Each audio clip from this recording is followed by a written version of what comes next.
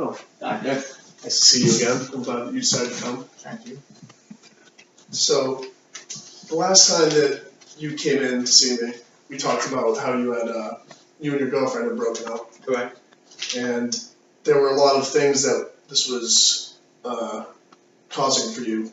One of the things we talked about was your loss of sleep. We talked about how you've been losing your appetite and you've been isolating a lot from your friends and kind of not being a loner, but sort of just being on your own. But we mainly focused on the fact that you're losing a lot of sleep over this, and we talked about how that could be due to some feelings of regret, maybe some wishing you could have done some things differently in the relationship. And we talked about one specific incident where you had been drinking and your wife or your girlfriend was not a fan of this because of some things that had happened in her family's past. And once you guys talked about that, it seemed that you had come to a sort of a mutual agreement. So after this, I just kind of want to talk about some other sort of things that may have happened between you two, things that have kind of happened as a result of you breaking up. Obviously, we talked about the three things that I was talking about earlier with the losing sleep, the lost appetite, and the isolation. But for this one, I kind of want to focus more on the fact that you've been sort of isolating yourself from other people and being by yourself, and how that can sort of be something that can turn into a problem. Okay. So I had you fill out this brief patient health questionnaire. Right. And I just want to go over a few of your responses with you, if you don't mind. Sure. So here it says that nearly every day you're feeling down, depressed, or hopeless. So what kind of what do you do? Do you ever do anything to cope with that, or do you just? Well, it's been tough since you left because you go from seeing somebody every day to not seeing them at all, and then it's kind of like a change of pace, and I've been feeling down about that. Haven't talked to her, haven't seen her, and it just gets to me. But I go to the gym a lot, and that kind of helps because for that hour, 2 hours, I'm in the gym. It kind of takes my mind away from things. But other than that, no, I really same thing every day. Get up, go to work, come home, maybe go to the gym, come back home. That's about it. Okay. So I'm seeing a lot of sort of similar answers throughout this questionnaire. It seems that you're sort of having low energy, low appetite, feeling bad about yourself. That's something that I want to kind of get into because is there a certain reason why you think that you feel bad about yourself, or that you think that, as it says here, it says you think that you may be a failure? I'm not saying this, but Right. Well, just the whole relationship thing. I mean, looking back at it, I feel like I failed in the relationship. I feel like I didn't do the right thing. I didn't, treat it right. I kind of failed at the relationship game. Have you? And, I don't know. I just feel like there's a lot of things I could have done differently, and too late now. But right, there's a lot of pressures that come with being in a committed relationship. Right. And when people sort of fall out of that, they tend to blame themselves if there's no real reason, if they don't see a real reason for it. So they're just going to continue with going down this list here. You've had a lot of anxious feelings too. Right, I put down there how I've had an anxiety attack. It's I was really involved in this relationship, and I was really, the biggest part of my life for so long, and it's just it's a weird change when you go from speaking to somebody every day and talking to them every day and seeing them every day, and it's like, and you finally don't see them, it's like, oh my god, what do you do? What do I do? And it's kind of like, I hype myself up over could I have done this? Could I have done that? And, why isn't this happening? Why isn't that happening? And, it gets me going, and I kind of have a little panic, anxiety attack from that. I think. I think that's the reason. I don't know, but I feel weird when it happens. I feel like my heart races through my chest, and my mind keeps on going. I gotta sit down. I can't focus on anything else, and. Oh, okay. So I kind of want to talk more about that. Can you recall a certain time where you had a panic attack or an anxiety attack, and just tell me a little bit about So, you had? kind of a funny story. I was going through my closet one day, probably a week ago, and I was, putting winter stuff away and taking new stuff out, and I actually found, a piece of her clothing, one of her shirts, and, it kind of just brought me back to all this, everything. I was standing there, I was holding the shirt, and I was like, wow, look what I lost, and, it was kind of like a reminder of, like, what we had, and, then, I started thinking about, oh, our relationship, and what I did wrong, and, what she did wrong, and the good times and the bad times, and I kind of, like, got, like, a little dizzy, a little sweaty, and, like, felt my heart rate going up, and I kind of, like, was getting a little freaked out, and I, like, had to sit down and relax a minute, and, like, kind of get back to reality. I couldn't, like, do anything else but that in that moment. Okay. So also it says that this is the first time that this has happened to you? Right. So do you think that this might have been a result of this breakup between you and your girlfriend? Or? Absolutely. Right. This attack came out of the blue. This is what you were talking about. How you found? I was fine. I was fine, and I was doing all right. And then had a good day.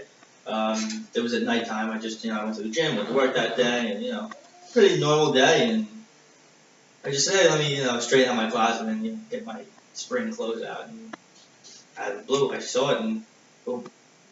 Okay.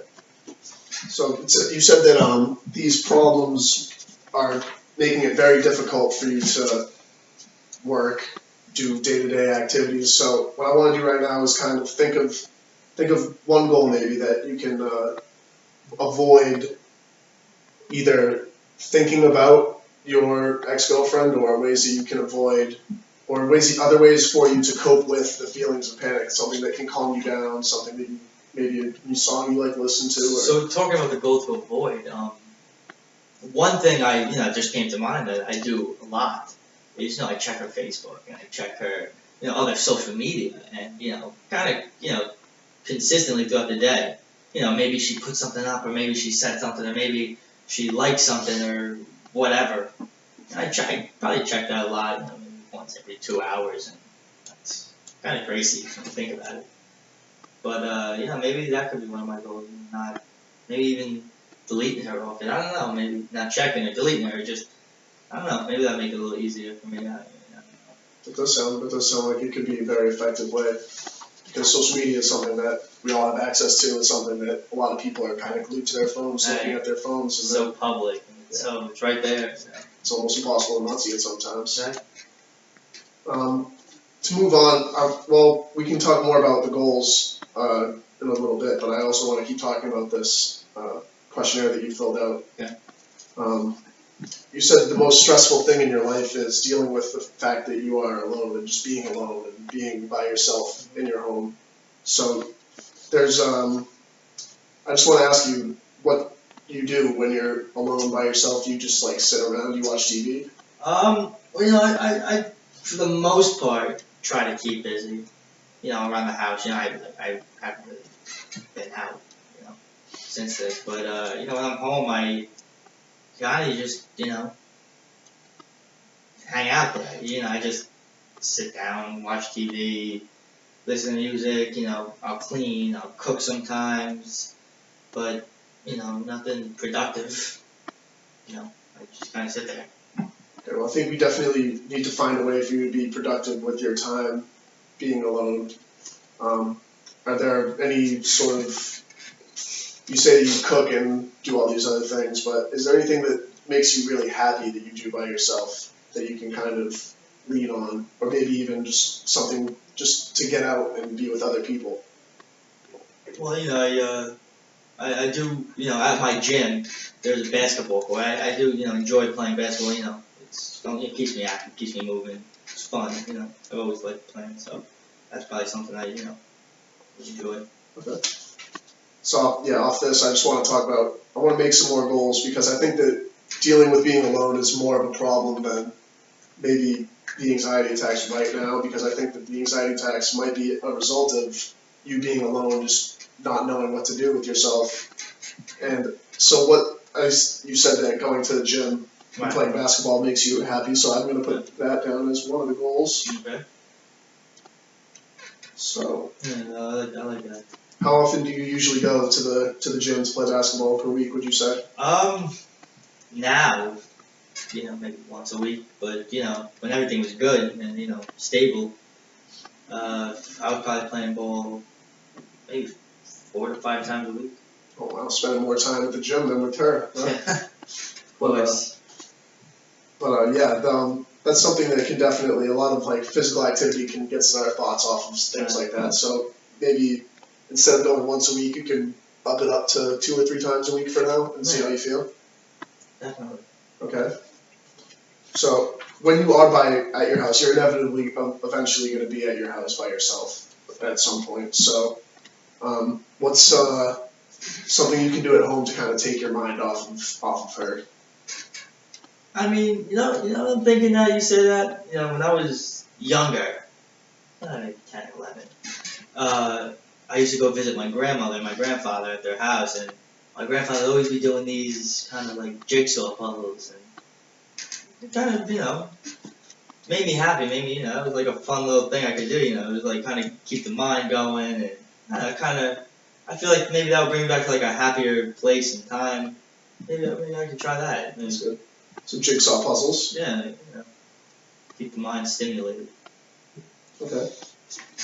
So, when you say he was doing jigsaw puzzles, were they small ones? Were they the 100 to 500 piece they ones? They were like 750, 1,000. So they could take more than a day for him to. Oh yeah, okay. A couple of days. All right, so that's something that can, if it's a big puzzle, it can definitely keep your mind busy. Right. Definitely take your mind off it, have you thinking about other things. And I just want to come up with one more goal for you to do while you're alone. Just something that can make you feel better, feel more positive about what you're doing with yourself, with your life. Is there anything you can think of? Let's see. Do you have something at your job maybe, or doing something with your schoolwork? I mean, my job. I really only work part-time right now. I mean, I guess I could try to fit in maybe more hours, or I don't know if that would be the best. I mean, school is, my last year of school. Maybe I could try to join a club or something. I don't know, maybe get more friends, get out there more. I don't know, maybe the club thing. Maybe I could join like some sort of club. Okay. You don't sound too sure about that, so I just want to maybe, if there's, maybe I didn't phrase it right, maybe if there's something that you can maybe go out with friends and do, maybe something that you and a lot of people can do together instead of going out and having to meet new people. Maybe it's people that you already know. It'll be more of a comfortable situation for you. You'll know the people around you. You'll be able to socialize and. Well, my friends have always had this one specific night set out in the week. They pick the night at the beginning of the week, and they go out to dinner, might go smoke a cigar, then go to the movies or do this. They have a whole night planned out, and I've kind of been shying away from that because I really don't want to see anybody. But maybe I could get out there with them more and be more involved with my friends and be more involved with going out and seeing them. That probably I miss that. Okay, so I'm going to make that the last goal. Yeah. Well, more with friends. So that's definitely something that I think will take your mind off of your ex-girlfriend and sort of maybe even get you back into the dating world because you'll be out with your friends having a good time. So a lot of the stuff that we talked about in this session was geared towards things that you can do to sort of things you can do to make yourself feel better while you're alone, things you can do to sort of pick yourself up if you're feeling down, if I'm not here to help you out personally. And I think we found a couple of these things. We found that jigsaw puzzles, going out with friends will obviously take your mind off of it. And in terms of her specifically, maybe avoiding social media altogether or maybe deleting her completely from all of your social media. It'll probably help you forget about her. And also, going to the gym and playing basketball is something that I think will be very effective because physical activity does help people with depression very often. And it seems like you're from your health questionnaire that you are sort of having these feelings of sadness, low mood, trouble sleeping, obviously. These are all things that sort of go along with depression. So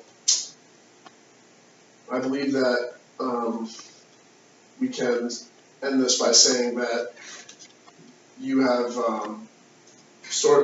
we thought of some goals for you to do, and I think we should try doing those, and then next session we'll talk about what else we can do to sort of get you back into the world. Well, yeah, I'm definitely gonna give him a shot and talk about it more. Thanks, Doc. That deserves